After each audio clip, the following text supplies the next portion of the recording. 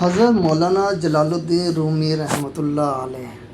اسلام کی بدولت دنیا کو کئی ایسی ہستیاں نصیب ہوئی جن کے قرآن و سنت سے معمور، زندہ جاوید افکار، متاثر کن کردار اور دل کی کیفیت بدل دینے والی تصانیف و تالیفات اور اشعار نے ہر دور میں انسانیت کی رہنمائی کی۔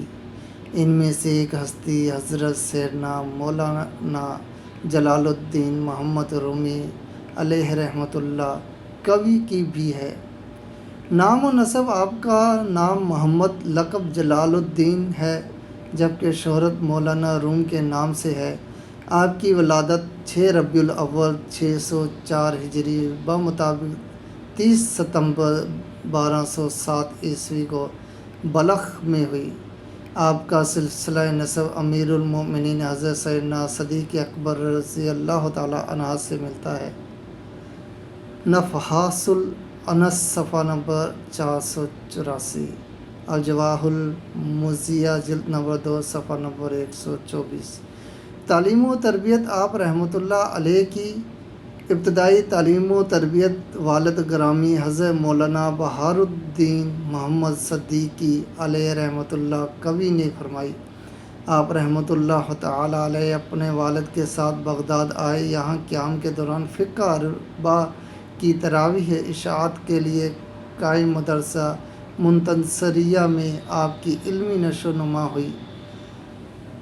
البدایہ والنہایہ جلد نمبر 9 صفحہ نمبر 41، الجواہر المضیہ جلد نمبر 2 صفحہ نمبر 124 وغیرہ۔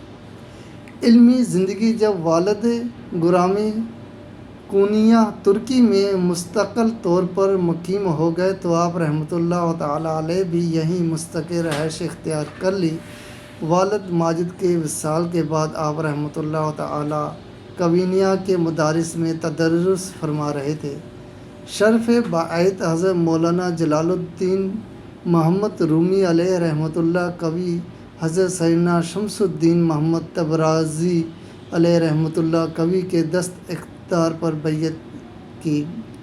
دینی خدمات آپ رحمۃ اللہ تعالیٰ نے تدریس اور فتاویٰ کے ذریعے امت کی رہنمائی فرمائی، نیز کئی کتب بھی تصنیف فرمائی جن میں مثنوی شریف کو عالم غیر شہوت حاصل ہے۔ اس عظیم الشان کتاب سے استفادہ انسان کو با اخلاق بننے، نیکیاں کرنے اور شیطان کے ہتھ کنڈوں سے بچنے میں بے حد معاون مددگار ہے۔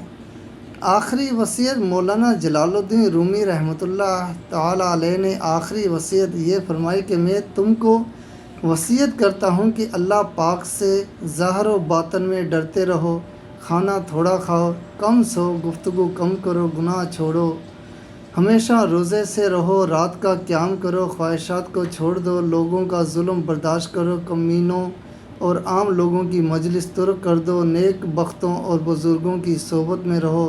بہتر وہ شخص ہے جو لوگوں کو فائدہ پہنچائے، بہتر کلام وہ ہے جو تھوڑا اور بامعنی۔ اور نفحات الانس صفحہ نمبر 488۔